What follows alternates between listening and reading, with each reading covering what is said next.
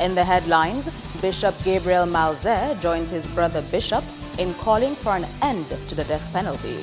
The CDB sued over unauthorized use of Ophelia's song, I, Dominic, and a fire in Roseau on Thursday could mean financial setbacks for some old market vendors. I am Andrea Louis with the Channel 5 News. Details coming up.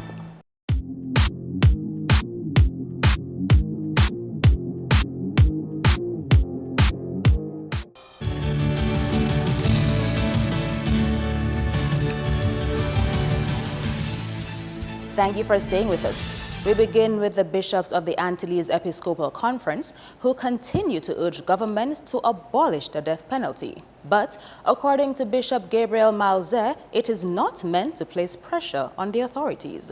Idona John-Baptist has more. The Antilles Episcopal Conference bishops recently agreed to publish a statement to sensitize the public and policymakers of the importance of ending the death penalty. This as the Roman Catholic Church observes the Jubilee Year of Mercy. Bishop of the Diocese of Roseau, Gabriel Malze, is among the 19 bishops in the English, Dutch, and French territories throughout the Caribbean who believe capital punishment does not prevent crimes. He says the penalty is not in accordance with human dignity. Of course, we know it is more complex than that in the sense that people commit hideous crimes. And normally those crimes touch us to the core.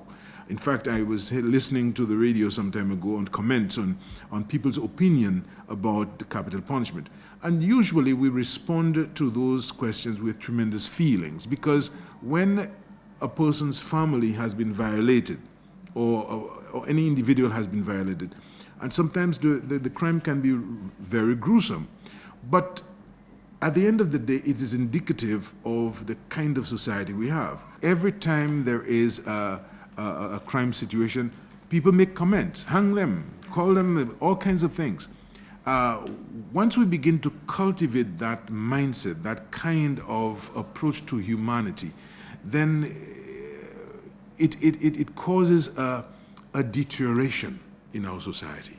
Instead, Malze wants the authorities to address the risk factors that contribute to crime.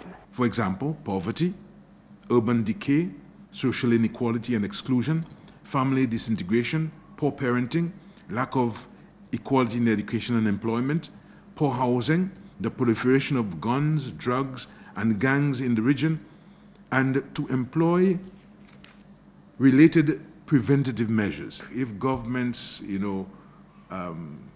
set the agenda to address the social issue, then the question of crime can be curbed. And we know that it is not as easy as it sounds, but nevertheless, it does not justify capital punishment. History will show that the death penalty has not been carried out in Dominica since 1986, yet it remains on the country's law books as a punishment for aggravated murder and treason. The question is, why are the bishops of the Antilles calling for its removal now? It's a question that we have always been dealing with, and I told you that even early as 2000 we had published a pastoral letter on capital punishment. We see the reaction of people towards others when something happens. We more easily look at, the result and not the cause. We are appealing to governments to let us for a moment look at the cause of things. And if we are able to deal with the cause, then the result will be less. The idea was revisited at the 60th annual meeting of the bishops in Trinidad in April. Idona John-Baptist, Channel 5 News. On to more top stories. A 41-year-old song performed by Dominica's Lady of Song, Ophelia Marie, is the subject of an impending court matter. Here is that story.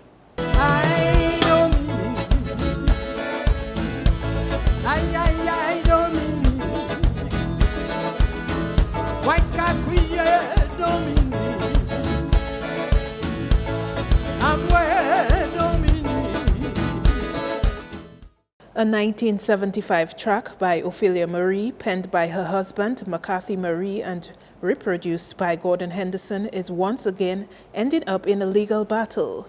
The three Dominican musicians are taking on the Caribbean Development Bank. The lawsuit filed against the institution is for copyright infringement of the I, Dominic song. The complaint, according to the court document, is that the CDB matched their music with its pictures in an audio-visual production entitled I, Dominic, promoting CDB's intervention on island post-tropical storm Erica. For McCarthy Marie, he says it's not even about the money, but the principle of the matter. Well, we're looking for the usual thing, damages, injunction, and any other remedy that the court may see fit in the circumstances. We made claims for 11 and then 13 different infringements. Lots of reproduction infringements, making available, the song available, making to the public, which is putting it up on our website, and also Ophelia's making claims for violation of our moral rights by not being named as the author of the song, nor being named as the performer of our performance. The important point for us is that as Dominican citizens, these people abroad who supposedly are helping Dominica have to have respect for Dominica and its citizens. This is not the first time the Maries are preparing for legal battle over I, Dominic. In 2004, they filed a lawsuit against DBS Radio. The media house settled days before the trial. They also received compensation in another matter involving a hotelier who used the song to promote his hotel. They obviously deliberately went on the internet and searched for the song I, Dominic and put it into their video and put it up on Vimeo.com. That's a video hosting site. I happened to find that out quite by accident in November. But I was searching my computer for the lyrics for I, Dominic, because a singer who wanted to record the song. I was going to get the lyrics for her. So we asked them, for compensation, and they were arrogant in their response. That's the main reason we sued, actually. And on the point about CDB coming to help, that's their job. The government of Dominica is a member of the bank. So they were not doing us any favor. The song became a hit in the French West Indies after being recorded in Paris in 1978 with the help of Gordon Henderson of Exile One fame. Henderson spoke to Channel 5 News from Paris. There is nothing extraordinary in my mind in that. I think that the CDB has taken Mark Murray in his capacity of publisher and others, Ophelia in her capacity of songwriter, composer, and performer of the song, and myself as the producer of the record. I think the bank has taken us for granted, or probably they're trying to play on our emotions, like the fireman who comes to out the fire, to turn off the fire, but he steals your jewelry. So this is an analogy that I'm trying to use for that. But there's no big thing about it. It's a matter of theft, and that can be handled by the court. According to the laws in Dominica, it is an infringement to copy, adapt, publish, perform, or broadcast the whole or a substantial part of a copyright work. Ido Najat Baptist, Channel 5 News. On to tourism. A fire in one section of the Rosum Museum on Thursday could not have come at a worse time for vendors, particularly at the start of the new tourist season. You are looking now at what's left after the fire destroyed vendors' products stored downstairs the Rosum Museum. When the damage is assessed, it is expected to be significant for the vendors who are already struggling. The fire broke out just about the time that the Minister for Tourism happened to be making his rounds on the bayfront, ensuring that everything was in place for the new cruise season. And whilst we were there with the team, we saw fire coming from the top of the old museum. So we actually came towards the area to see what was really happening, because we knew that one of the staff members had just left there. As we came closer, we saw that there was smoke coming from the storeroom area on King George V Street opposite the Royal Bank. So we quickly ran into the building because we realized that there wasn't too much smoke. and that the fire was also in its early stages, and we began pulling out the items that were on fire, and then other persons came and helped to bring water to out the fire. We also want to thank the Royal Bank for providing us with a fire extinguisher, which allowed us to put out the fire and thus reducing the damage caused to the vendors' products and also the actual entire museum itself. So we're really happy that we were there at that time and we were able to do that. I just want to advise persons that the fire department has training drills at different times, and it's a good thing to take part in that so we understand how to address fires when they happen. So fortunately for me, I have had that experience and I've actually put out 1 or 2 fires in my area, so I was happy to be there at the time with the team to help to extinguish a fire and save the Rosa Museum. President of the Old Market Vendors Association, Evadne Centeville, described the situation as unfortunate. A few vendors' stuff got lost, vendors that were preparing for the new season. One vendor in particular lost everything. Normally about 5 vendors store in the market, but as to how many vendors lost stuff in the storeroom, really I cannot say. I really sympathize, and the minister is here. He was one of the bucket brigade, so he would come to assist the vendors. I know he has a good heart. At the time like that, the vendors really need assistance of the government. The minister will hopefully help them, but it's rather unfortunate at this time that vendors could lose so many of their new stuff getting prepared for the beginning of the cruise ship season. It is not clear to what extent the contents of the museum itself were damaged. In education, Minister for Technology is confident that the Center of Excellence will bring positive change across the ICT field in Dominica long after the Indian trainers have left the country. The Center of Excellence was officially launched in June this year through the assistance of the Indian government. India is one of the leading countries in the field of ICT, and a group of trainers is on island for 2 years to train Dominicans in the use of ICTs. The Minister for Technology says that so far he is impressed with the number of Dominicans who have expressed interest in taking courses at the Center of Excellence. What we did over the summer, we targeted the high school teachers and also some private individuals, and the level of interest was immense. And we now have to adjust the classes because the high school teachers are now back at school. So we now liaising with the Dominic State College so we can get a cadre of their students to come into the morning sessions, and that will be finalized by the end of this month. And I must say as well, the level of tuition that the Indian guys are doing is tremendous. I have met with them, I have seen them in action, and they know their stuff, and they're doing a very good job at the Center of Excellence. Minister Daru says other Dominicans should come on board to take advantage of the programs offered at the Center of Excellence. We currently have ongoing classes at the Center of Excellence. This is an initiative between the government of Dominica and the Indian government. We now have a cadre of young people who are being trained by the Indian trainers, and once they've completed their training, they will be certified in the area that they have been trained in. I believe that the Center of Excellence provides the avenue for all of our citizens to have the opportunity to be computer literate, to get the requisite skills and the tuition that they require to enhance themselves in a way that will be beneficial towards themselves and also the country. What we're also doing is that we've partnered with the private sector so that they themselves can give us a list of areas that they believe that their staff would require training, and we would provide that training at the Center of Excellence. The Center of Excellence in Information Technology is housed on the upper campus of the Dominica State College at Stock Farm. Coming up, Flo releases the artist lineup for this year's Creole in the Park.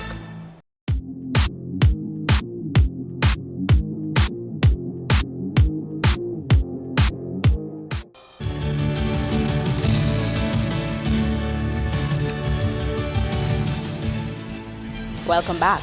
Young Dominicans are being encouraged to fashion their career choice on the need to safeguard the local wildlife population and ensure food security.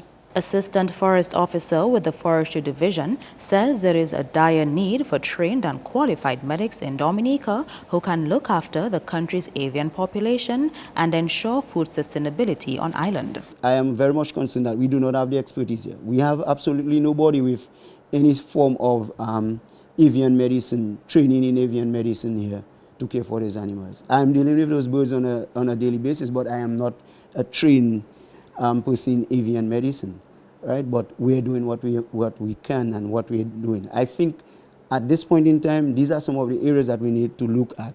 Having young people, receive training in those areas, wildlife management, avian medicine, and so on. That is very important for us. It's not just for our wild bird population, but also, other scenarios. And we were hearing about bird flu and all of these things, we're talking about. There has been interest expressed by overseas-based entities in caring for Dominica's local birds when the need arises. Dura believes that an upgraded facility on island would benefit young people who choose to specialize in avian medicine. I am one who's not really prepared to allow that activity, because I have absolutely no problems with persons who are interested, who are willing to work with us on conserving and protecting our parrots. But rather than do it outside of Dominica, help us do it here in Dominica. You want to establish breeding facilities, improve our settings here, improve what we're doing, work with us here, rather than we send our birds outside of Dominica. Dira says there are several opportunities available for young people should they choose to help develop the country's avian population. These species are important for us. Yeah, so we need to protect them, we need to conserve them, and I think there's need for us to do whatever. And we definitely have to look at the activity in the gardens, the botanical gardens, and so the technical people, working on that program. There's room for more technical persons. So employment for young people, training for young people. You train persons who you would be involved in that kind of activity. So these are opportunities for young people and areas that, we can engage younger persons, help them build interest. Pupils of Massac Primary School benefiting from the school feeding program there can expect to have a healthier and more varied menu for the next 3 years. On Wednesday, the school signed a $6,000 contract with Fine Foods Inc. under the KFC Add Hope project. This means $2,000 for the school feeding program per term. Fine Foods Inc. established a similar partnership with Goodwill Primary School in 2009 to support that school's feeding program for 3 years. It really gives us joy to be able to give back to the communities that we serve. And as Mrs. Lewis said, when you invest in the young minds of our future, they are our future leaders as far as doctors, ministers, prime ministers, technical personnel, they are our future. And as a company and as adults, it is our duty to invest in them and to ensure that they have all the necessary tools to help them to perform to the best of their abilities. The Ministry of Education has welcomed the gesture by Fine Foods Inc. to support programs that assist in feeding the less fortunate. Wholesome, nutritious meals. And I was quick to underline that, because it will not just ensure that we just have something to eat, but it will ensure that whatever we eat is nutritious. And we have to applaud Fine Foods for that too. Fine Foods Inc. is hoping that its work under the Add Hope platform will help change our world one neighborhood at a time. The idea behind Add Hope is to ensure that KFC does its part locally and globally as a socially responsible organization. Discussions are being held as to whether organic waste throughout the West Coast District should be collected and deposited in St. Joseph for composting. Solid Waste Management PRO Geno Jacobs says the landfill cannot continue to receive mixed or commingled waste. About 45% of the waste received is organic. Dominica has been depleted after Erica, our nutrients from our soils. It is important that we place that organic material back into the soil. And we are working with communities, for example, St. Joseph, You're working with the village council and Honorable Kelvin Daru and the chairperson of the village council, Mr. Eric, for this to send him. But they're supportive, and we've had meetings with the council, and they're supportive of that initiative in looking at composting as an income earner and as a way of reducing that volumes of waste, compost waste, coming into the landfill from the west coast. In St. Joseph area, capturing all that organic waste from that west coast belt into a facility which will employ young men, women, and selling potted plants, selling bags of compost to farmers, servicing hotels. Jacob explained that this is another income-generating initiative by Solid Waste. We are continuing to sell those opportunities and seeking support from other stakeholders in ensuring that Solid Waste does what it has to do, not only by itself, but with support from other stakeholders. And Jamaican artist Dexter Daps is among headliners to perform at this year's Creole in the Park. Flo announced a number of local and regional acts for the first edition of Creole in the Park under its new brand on Thursday. Day 1 will feature Ultrasound Band, Lucas Band, Ecstasy Band, and Midnight Groovers. Day 2 will feature Calypso Spectacular. Day 3, Clint Henderson, Nai and Friends, First Serenade Band, and Triple K. And Day 4, Signal Band, Breathe, Asa Banton, and Dexter Dabbs.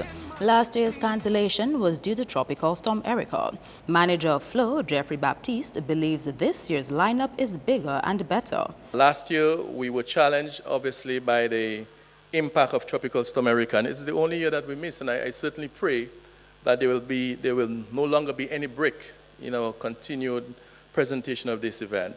Last year, I think every single person in Dominica had to reshuffle your cards, as it were, because we were challenged by Tropical Storm Erica. But our commitment to the production, the presentation of Creole in the Park is deep. That passion is very deep, and we will continue to do it. We think the benefits that evolve out of this activity is too important for the continued success of our country to not do it.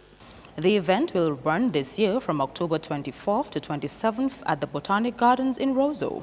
Stay tuned, Chit Chat is next. Hello viewers and welcome to Chit Chat. This is one in a special series leading up to the World Creole Music Festival edition number 19. And we have with us today none other than the PR for the WCMF, Mr. Leroy Wadix Charles. Leroy, this Friday is very special for those who want to go to the Creole Festival, and especially so for those who want discounted tickets. Tell us what's happening this Friday at the jam session. A pleasant good evening to you, Drea. It has been a while. It has. It has been really hectic at the DFC as we get closer. It's crunch time, and we get to that thrust where we're ready to expose Dominica to the world. Dominica being the mecca of Creole integration, Dominica the mecca, the spinal cord of real Creole. A revolution is taking place within the Creole music industry. And tomorrow, patrons will have the opportunity to purchase their season tickets at $250 for the final time. The final time? Yes, we have listened to the extensive request, and tomorrow the final opportunity at Dipex Color Lab in the city, Picks and Phones, Roseau and Portsmouth, Bullseye Pharmacy, Roseau and Portsmouth, ASI in South City, Grand Bay. But from 4 o'clock tomorrow afternoon until 10, we'll be having our Volume 5 jam session. We call it Bouillon Work Up. That's when you get yourselves ready into high gear as we thrust towards the World Creole Music Festival. We have Excess Groove, we have Clint Henderson, formerly of Effects Band, formerly of WCK and Friends. We have DJ Snow, lots of giveaways, Andrea, from our major sponsors. So it promises to be a wonderful time. Recently, we have integrated the St. Lucian aspect of our Creole Festival. Oh, really? We have added St. Lucian born Teddyson John to the lineup, a mega hit star with a song called Ali Ali. So it's exciting times as we build up the momentum towards the greatest World Creole Music Festival. Dominica once again being the mecca. All righty, and there you heard it, listeners, from the man himself, the PR for the World Creole Music Festival, Wadix. It is your last chance to get the tickets at discounted prices this Friday. Yes. This Friday. So don't miss it at all, and stay tuned. We have sports next with Kenny Williams.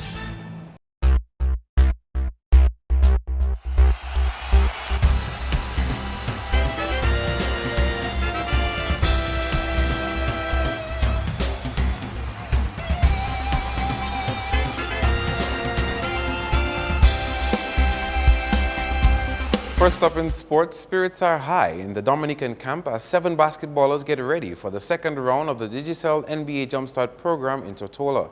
Channel 5 Sports spoke with some of the athletes who were headed to this weekend's clinics, and they had this to say. As it's drawing closer, it's kind of, I feel a little bit anxious, but I'm still a little bit afraid, you know. But I did a lot of training in the 2 weeks break that we had, so I saying that I feel prepared, but still a little afraid, but I'm ready. I feel excited because I'm going to learn a new level of basketball and develop my skill, which will be good for when I come back to Dominic. I can use it in First Division, which I play for Piscine Falcons. Yeah, that'll be a great experience for me. I just have to step up my game, train harder, show them I'm fit to be able to move on to the next stage. So I just have to try my best to be selected. I'm really excited to be there to play. It's going to be a new experience for me, playing with the Caribbean's best. I'm hoping to outshine the rest. I want to put my best foot forward and just show the coaches what I have. Phase 2 of the program will run from Friday to Sunday, where basketballers will get a chance to move on to New York for the final leg of the clinics. Moving on to cricket, where West Indies A leads Sri Lanka A by 55 runs with 1 wicket remaining in the second innings on day 3 of their unofficial test against Sri Lanka on Thursday. Vishal Singh topped the scoring for West Indies with 46, while Gudakesh Moti came in with 34, Shamar Brooks 28 and John Campbell 22. The scores as of Thursday: West Indies A 226 and 165 for 9 with 75.5 overs bowled, Sri Lanka A 386.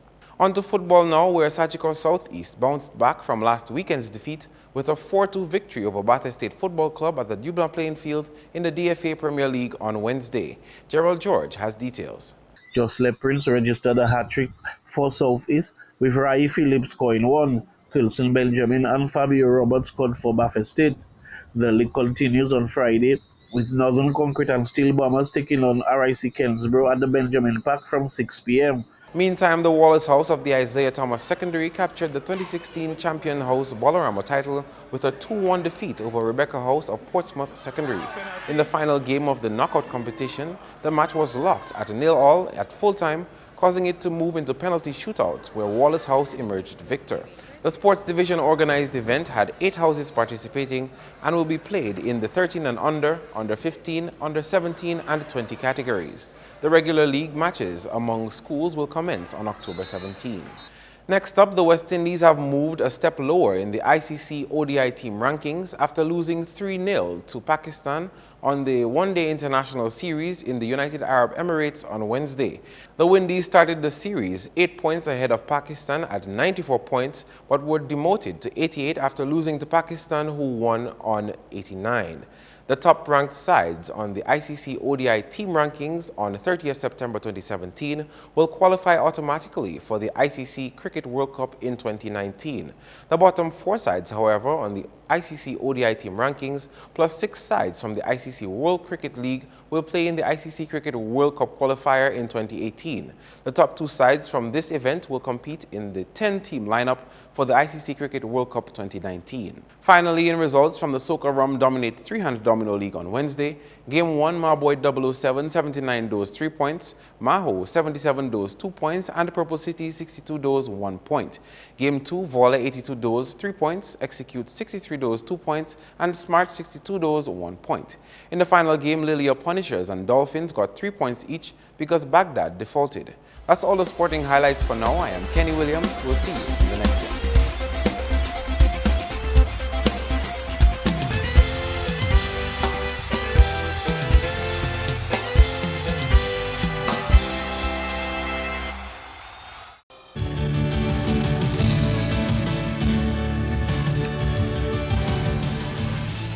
And now, your weather forecast. Hello, good evening. Welcome to tonight's weather. I will be your presenter for this evening, Farah Rock Career. Today, cloudy to overcast skies with thunderstorms for the earlier part of today. What's the weather over Dominica? We move on now to some early infrared satellite imagery and what it showed is convection associated with a strong tropical wave across the Lesser Antilles as well as over the Atlantic Ocean. Earlier visible satellite imagery shows mainly high-level clouds across the islands of the Eastern Caribbean, and earlier radar imagery indicated scattered shower activity across the islands of Lesser Antilles as well as a concentration of shower activity over the Atlantic Ocean, and that is expected to affect us later this evening. The weather tonight is expected to be mostly cloudy with showers and possible thunderstorm activity, and that is as a result of the strong tropical wave which I mentioned. Showers are expected to intensify later tonight into tomorrow. Therefore, persons in areas prone to flooding, landslides, and falling rocks, you are asked to exercise extreme caution. The marine conditions tomorrow will be moderate and waves are expected to be up to 7 feet. Small craft operators and seabeavers, please do exercise caution. Let's take a look now at the weather for the weekend. Well, we cannot expect sunny skies for this weekend. Friday and Saturday, mostly cloudy skies with showers and possible thunderstorm activity, and that is as a result of the tropical wave. However, Sunday, another tropical wave is expected to affect weather conditions, so therefore cloudy to overcast skies is expected with showers and of course possible thunderstorm activity. Well, as the tropical wave moves across the islands tomorrow, the rest of the Lesser Antilles can expect mostly cloudy skies with showers and thunderstorm activity. Let's take a look now at the weather for tomorrow for the rest of the international cities. Well, unlike us, Beijing will enjoy some sunny skies. Thunderstorm activity expected for Caracas. The City of London may experience overcast skies and of course some overcast skies with some showers expected over in Miami and partly cloudy skies for the City of New York. The sun will rise tomorrow at 5:56 a.m. and will set at 5:50 p.m. Please remember we are in hurricane season. Keep up to date with your weather information. Visit our website at weather.gov.dm or call the weather hotline at 447-5555. Join us tomorrow evening for our next weather broadcast. Thank you.